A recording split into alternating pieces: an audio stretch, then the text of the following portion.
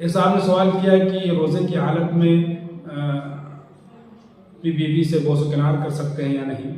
तो इंसान को भूख लगी हुई है और जब भूख लगी हो तो खाना ही दिया जाता है, उसको कोई दवा वगैरह नहीं दी जाती है, उसको वजीफ़ा नहीं बताया जाता है। तो एक इंसान जब बालिग हो जाता है तो फिर उसको ज़रूरत होती है अपनी ख्वाहिश पूरी करने की, तो ज़ाहिर है देर में शादी होती है। तो इस तरह हामिदन व मुसल्लियन अम्मा बाद, अफ़ज़ा ऑनलाइन चैनल पर आप सभी हज़रात का इस्तकबाल है। अभी आज ही से चूँकि रमज़ान मुबारक का मुक़द्दस महीना शुरू होने वाला है, कुछ अहबाब ने मेरे व्हाट्सएप नंबर पर सवालात पूछे थे रोज़े के ताल्लुक़ से। वो सवालात ऐसे थे जो अमूमन लोग पूछा करते हैं और पेश आते रहते थे। तो मैंने सोचा कि अफ़ज़ा ऑनलाइन चैनल पर उन सवालात के जवाबात दिए जाएँ ताकि मज़ीद और लोगों का फ़ायदा हो सके। क्योंकि वो सवालात अमूमन पूछे जाते हैं, इस वजह से मैंने समझा कि अफ़ज़ा ऑनलाइन पर बयान कर दिए जाए। पहला सवाल जो है वो ये है कि इंजेक्शन लगवाना या ग्लूकोज चढ़वाना या खून टेस्ट कराना और या खून निकलवाना, तो इससे रोज़ा टूटता है या नहीं टूटता है। आम लोग, बहुत से लोग पूछा करते हैं इस बारे में। तो इस सिलसिले में ये बात याद रखनी चाहिए कि जो चीज़ मैदे को या दिमाग तक बराह रास्त पहुँचती है, यानी डायरेक्ट पहुँचती है, तो उससे रोज़ा टूट जाता है। जैसे किसी ने कुछ खा लिया, पी लिया, तो डायरेक्ट मैदे तक पहुँचती है। या नाक वगैरह में कोई चीज़ लगाई, दवा वगैरह, तो वो दिमाग तक पहुँच गई डायरेक्ट, तो उससे रोज़ा टूटता है। और जहाँ तक इंजेक्शन वगैरह का ताल्लुक़ है, तो चूँकि वो रगों में लगाया जाता है या गोश्त में लगाया जाता है, तो इससे बराह रास्त तो डायरेक्ट मैदे तक वो नहीं पहुँचता है। इस वजह से इंजेक्शन अगर कोई लगवा रहा है या ग्लूकोज चढ़वा रहा है या खून टेस्ट करा रहा है या खून निकलवा रहा है, तो उससे रोज़े पर कोई फ़र्क नहीं पड़ता है। अलबत्ता इस बात का ख्याल रखना चाहिए कि अगर खून निकलवाने में अगर इस बात का गालिब गुमान है कि अगर हम खून निकलवाएंगे तो फिर इस बात का अंदेशा हो, गालिब गुमान हो कि कमज़ोरी बढ़ जाएगी, और कमज़ोरी इस हद तक बढ़ जाएगी कि रोज़ा तोड़ना पड़ जाएगा। अगर ये है तो फिर दुरुस्त नहीं है कि वो खून निकलवाया जाए। लेकिन अगर कोई ऐसा अंदेशा नहीं है तो कोई हरज नहीं है, खून निकलवा सकते हैं। और एक चीज़ और है कि खामखा इंजेक्शन लगवाना ताकत का, ताकि रोज़ा महसूस ना हो, तो ये भी फ़ुक़हा किराम ने मकरूह लिखा है, अगरचे रोज़ा नहीं टूटता है। क्योंकि ताकत का इंजेक्शन लगवाने से जो रोज़े का मकसद है वो फिर फौत हो जाता है। इस वजह से बहरहाल ताकत का इंजेक्शन नहीं लगवाना चाहिए। अगर कोई लगवा रहा है तो उससे रोज़ा तो नहीं टूटता है, लेकिन बहरहाल इस तरह नहीं करना चाहिए। बाकी अगर बीमारी की वजह से कोई लगवा रहा है तो कोई हर्ज नहीं, रोज़े पर किसी किस्म की ख़राबी लाजिम नहीं आएगी। एक साहब ने सवाल किया कि रोज़े की हालत में अपनी बीवी से बोसो-किनार कर सकते हैं या नहीं। तो देखिए, रोज़े में, वो भी दिन में, रोज़े की हालत में हमें इस तरह की चीज़ों से दूर रहना चाहिए। उसकी वजह यह है कि अगरचे बोसो-किनार और किस वगैरह करने से रोज़ा टूटता नहीं है, लेकिन मकरूह तो उलमा इकराम ने इस वजह से लिख दिया है क्योंकि अंदेशा है कि फिर वो आगे तक ना पहुँच जाए। और इसमें मसला भी है कि अगर बीवी का थूक शौहर के मुँह में और शौहर का थूक बीवी के मुँह में चला गया और वो हलक के नीचे पहुँच गया, तो न सिर्फ रोज़ा टूटेगा बल्कि साथ में क़ज़ा भी लाजिम हो जाएगी। और अगर थूक वगैरह तो नहीं गया, लेकिन बोसो-किनार की वजह से और छूने की वजह से इंजाल हो गया, तब तो रोज़ा टूट ही जाएगा, अगरचे कफ़ारा लाजिम नहीं होगा। तो बहरहाल ख़तरा इस बात का है, कभी ख़तरा है, कभी इम्कान है। इस वजह से इस तरह की चीज़ों से हमें बचना चाहिए। बाकी दिन में बचना चाहिए ताकि इस तरह का हमें खामखा हमारा रोज़ा भी ख़राब हो जाए। तो लेकिन फ़ुक़हा किराम ने इसी वजह से, चूँकि ये क़ज़ा हो जाती है, इंज़ाल हो गया तो दोबारा रखना पड़ेगा, टूट जाएगा रोज़ा, होगा थूक चला गया तो फिर कफ़ारा भी साथ में होगा, तो इस वजह से फ़ुक़हा किराम ने मकरूह लिखा है, तो बचना चाहिए। एक सवाल ये है कि हुक्का पीना रोज़े की हालत में या बफ़ारा लेना या ऑक्सीजन लेना ये कैसा है। देखिए, फ़ुक़हा किराम की तस्रीहात से मालूम होता है कि जो शख्स बिला इख्तियार अगर गर्द गुबार या धुआं चला जाए मुँह के अंदर, तो उससे रोज़े में कोई फ़र्क नहीं आता। लेकिन कोई जानबूझकर नाक के ज़रिए या मुँह के ज़रिए धुआं अंदर ले, तो फिर उससे रोज़ा फासिद हो जाता है, रोज़ा टूट जाता है।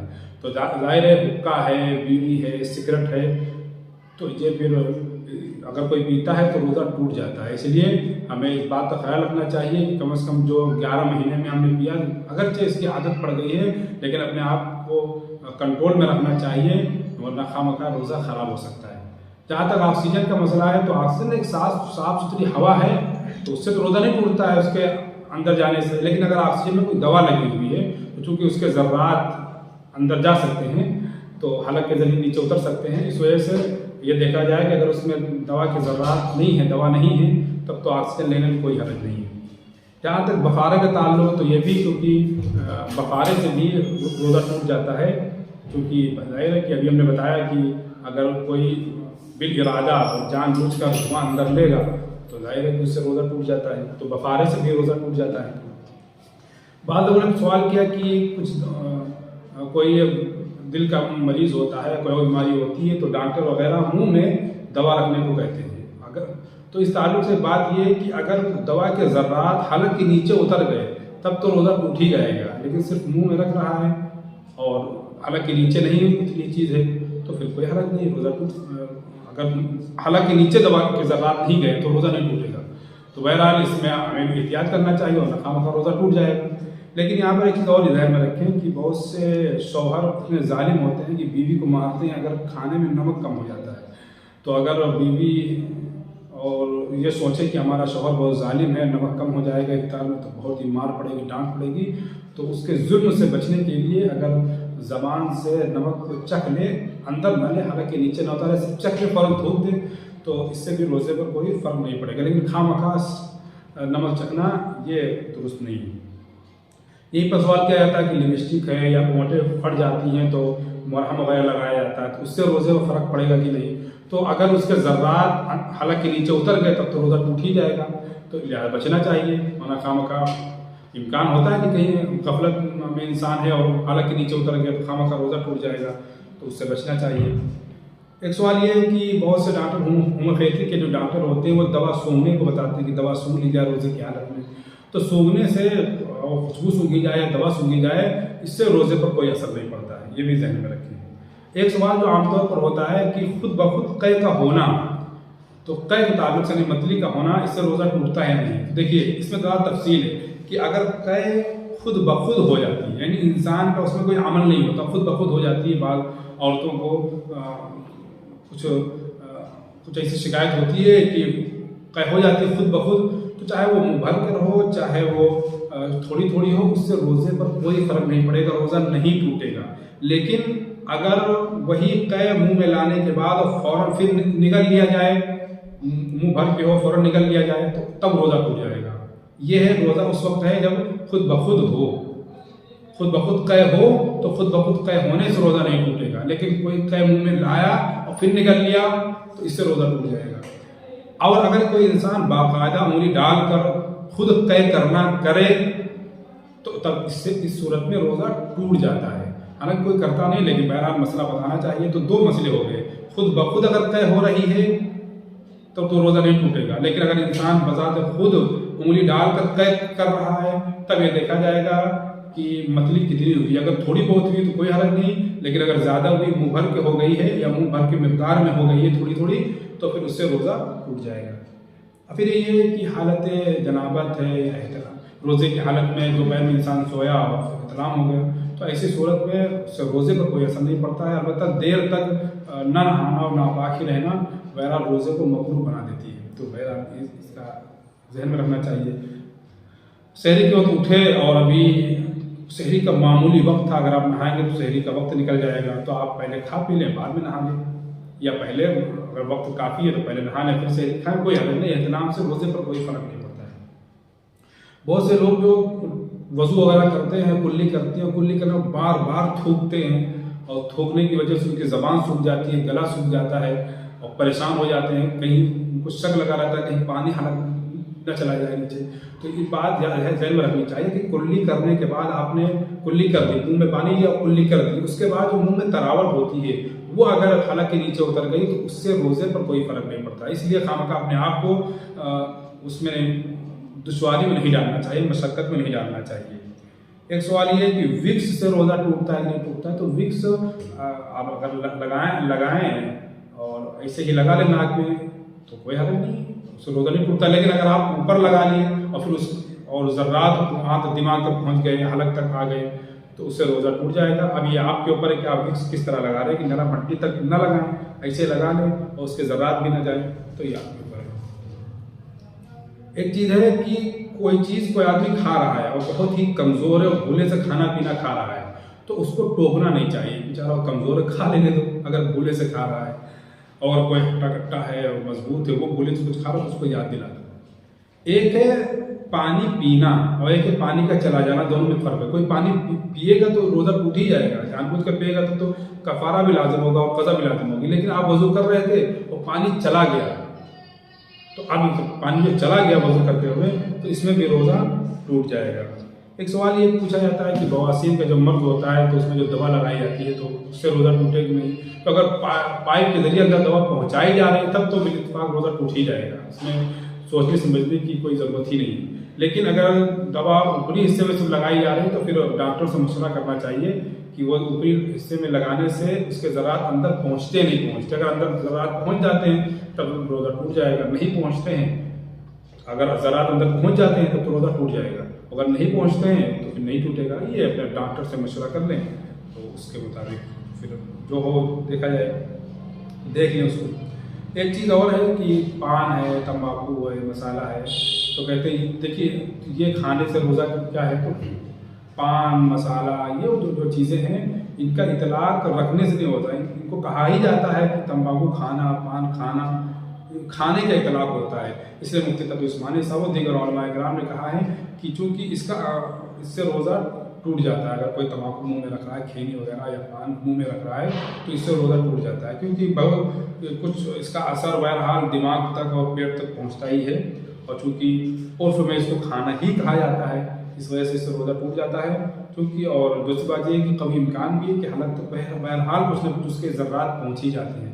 इसलिए जो लोग ऐसा कर खाने के आदी हैं तंबाकू के, पान के, तो उनको ये बात ज़हन रखनी चाहिए कि इस तरह की चीज़ों से बचना चाहिए, वरना खामखा उनका रोज़ा टूट जाएगा। एक और सवाल आया है कि